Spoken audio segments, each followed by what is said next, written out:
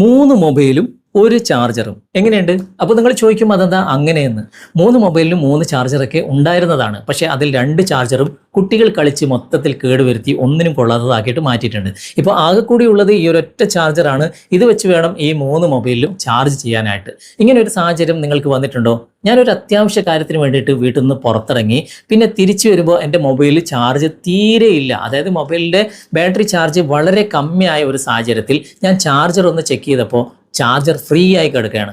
ഉടനെ തന്നെ എനിക്ക് വളരെയധികം സന്തോഷമായി. എൻ്റെ മൊബൈലിലേക്ക് ഈ ഒരു ചാർജർ കണക്ട് ചെയ്തു, സ്വിച്ച് ഇട്ടു, ചാർജ് കയറുന്നുണ്ടോ ഇല്ലേ എന്നൊക്കെ ഞാൻ ഉറപ്പുവരുത്തിയതിന് ശേഷം വീട്ടിൻ്റെ അകത്തേക്ക് പോയി എൻ്റെ കുളിയും മറ്റുള്ള കാര്യങ്ങളൊക്കെ കഴിഞ്ഞു.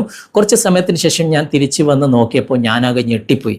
അതായത് എൻ്റെ മൊബൈൽ ചാർജ് ചെയ്യാൻ ഇട്ടിരുന്ന ആ സ്ഥലത്ത് വേറൊരു മൊബൈൽ ചാർജ് ചെയ്യാൻ ഇട്ടിരിക്കുകയാണ്. അതായത് എൻ്റെ മൊബൈൽ മാറ്റി വെച്ചിരിക്കുകയാണ്. എൻ്റെ മൊബൈൽ തീരെ ചാർജ് ഇല്ല. എനിക്കാണെങ്കിൽ ദേഷ്യം വന്നിട്ട് ഒന്നും ചെയ്യാനും വയ്യ, ചെയ്യാതിരിക്കാനും വയ്യ. ആ ഒരു സാഹചര്യത്തിലാണ് ഞാൻ ഉണ്ടായിരുന്നത്. ഇതിനെന്താണ് ഒരു പോംവഴി എന്ന് ഞാൻ ഒരുപാട് ആലോചിച്ച് നോക്കിയപ്പോൾ എനിക്ക് കിട്ടിയ ഒരു ട്രിക്കാണ് ഇന്ന് നിങ്ങളുമായിട്ട് ഷെയർ ചെയ്യുന്നത്. തീർച്ചയായിട്ടും ഏതെങ്കിലും ഒരു സാഹചര്യത്തിൽ നിങ്ങൾക്ക് ഇത് ഉപകാരപ്പെടാതിരിക്കില്ല. അതുകൊണ്ട് വീഡിയോ നിങ്ങൾ മുഴുവനായിട്ട് കാണുക.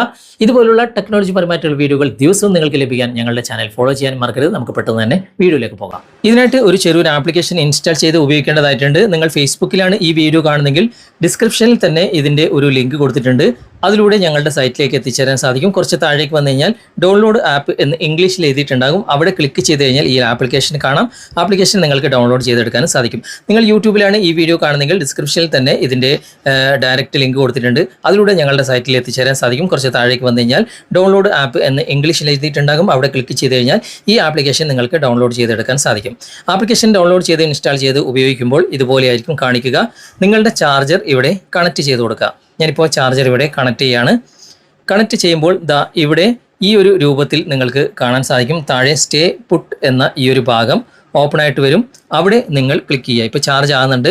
ആ ഒരു സ്റ്റേ പുട്ട് എന്ന ഈ ഒരു ഭാഗത്ത് നിങ്ങൾ ക്ലിക്ക് ചെയ്ത് കഴിഞ്ഞാൽ നോട്ടിഫിക്കേഷൻ്റെ ഒരു പെർമിഷൻ ഇതുപോലെ ചോദിക്കും. ഇവിടെ ക്ലിക്ക് ചെയ്യുമ്പോൾ അന്നേരം നിങ്ങൾ ഇത് അലോ ചെയ്ത് കൊടുക്കുക. ഓക്കെ, അലോ ചെയ്ത് കൊടുത്തു കഴിഞ്ഞാൽ ഇത് ഓക്കെ ആയിട്ടുണ്ട്. ഇനി ആരെങ്കിലും ചാർജർ ഡിസ്കണക്ട് ചെയ്യുമ്പോൾ നമുക്കൊന്ന് ഡിസ്കണക്ട് ചെയ്ത് നോക്കാം. ഇങ്ങനെ ഡിസ്കണക്ട് ചെയ്യുമ്പോൾ ഇവിടെ അലാറം അടിക്കും. കണ്ടോ, അലാറം അടിക്കുന്നുണ്ട്.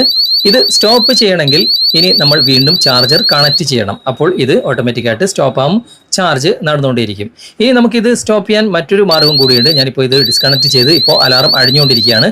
നമുക്ക് എവിടെ ടച്ച് ചെയ്ത് കഴിഞ്ഞാലും ഇത് സ്റ്റോപ്പ് ചെയ്യാൻ സാധിക്കില്ല. പക്ഷേ നമ്മൾ ആ ആപ്ലിക്കേഷൻ ഓപ്പൺ ചെയ്യണം.